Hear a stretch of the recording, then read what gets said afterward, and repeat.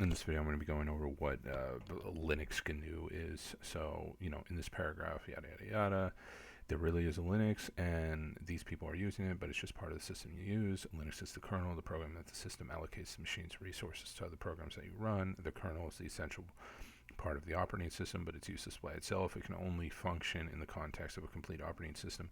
Linux is normally used in combination with the GNU operating system. What they mean by GNU operating system is the GNU software suite. Right, the GNU software suite. The GNU software suite.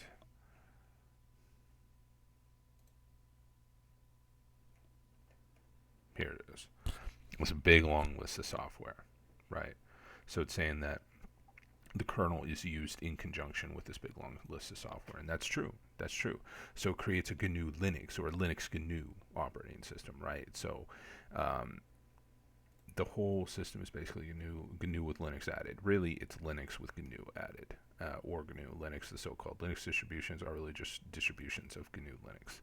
So that's what they're talking about. They are technically correct that the Linux kernel is just the kernel, but it needs an entire suite of system software to actually make a functional operating system, right? And that's where the GNU software suite comes in. So that's what people are talking about when they're talking about Linux GNU or GNU Linux, is that they are both essential parts of a complete operating system.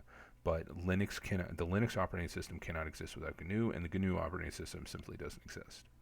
So there you go. That is what Linux GNU is.